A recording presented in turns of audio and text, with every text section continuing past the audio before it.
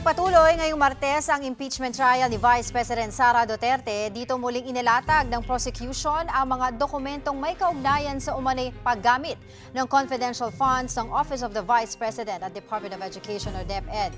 Magbabalita si Mobile Journal Merimon Reyes. Merimon, sa pagsisimula ng pagdinig, pinuna ng prosecution ang umanay pag-Indian sa kanila ng defense team sa document stipulation. Ano ang naging reaksyon ng Senate Impeachment Court dito? Angela, ang sabi pa ni counsel to the prosecutor si Attorney Lorna Capunan, malinaw naman daw kasi nitong lumipas na linggo na dapat magtakda ng araw ang prosekusyon pati ang depensa para sa kanilang conference kung saan ikukumpara nila yung 4,492 na mga dokumento para masiguro na yung kopya raw na meron itong prosekusyon ay yun din daw ang kopya na meron ng depensa.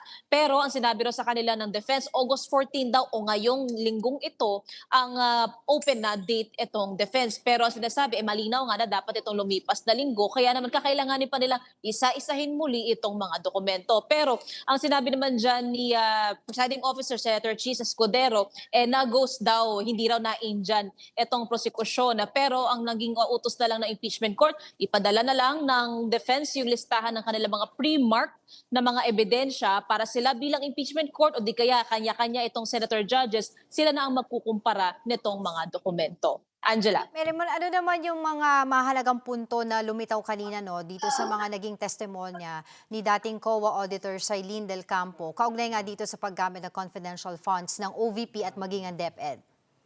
Angela, doon sa para sa December 21 to 31, 2022, doon sa mga dokumento para sa liquidation at auditing na ginawa ng COA, nakita dito nila Del Campo na may mga aktibidad na nakalista between December 13 to 18, 2022.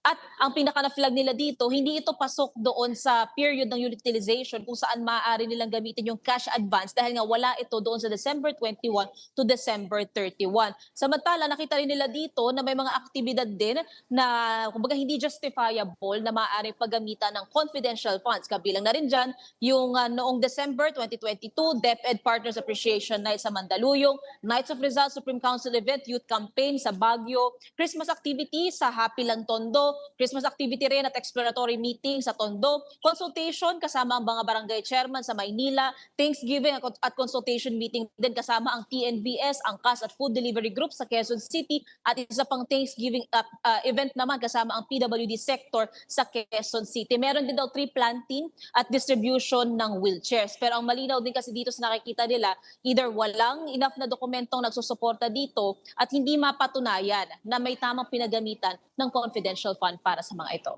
Angela. Merimon, kanina sa pagdinig, sinabi ni Del Campo na ang opisina ng Vice President ay nag-submit ng certification, Certification from a certain Colonel Raymond Dante La Chica para nga daw suportahan itong payment at saka payment ng rewards, along with Protective Intelligence Operations Report. Ano ba ang kahalagahan ng pagpapakita nitong dokumento na ito kanina, Merimon?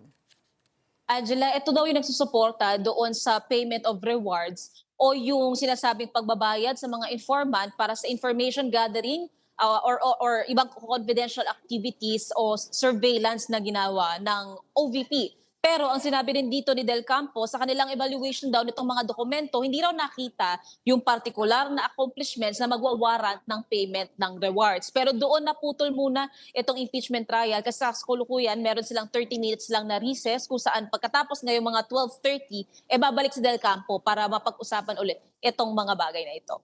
So Angela. ano pa ba yung mga abangan sa pagpapatuloy ng impeachment trial?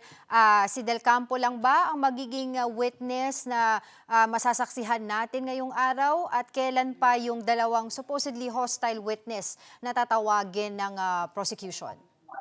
Angela, halos 3 oras na lang ang meron ang impeachment trial bago magsimula yung plenary session naman ng Senado mamayang 3:00 ng hapon. Ang isa sa matagal kasi dito ay puwersa sa direct examination ng pinapatawag na tetestigo, cross-examination naman mula sa depensa at kung sakali, clarificatory o interjection mula sa senator judges. So kung sakali man na mabitin si Del Campo ngayon, maaaring hindi pa mapatawag itong SDO o Special Disbursement Officer ng OVP pati ng DepEd na sina Gina Acosta pati si Edward ng Fajarda.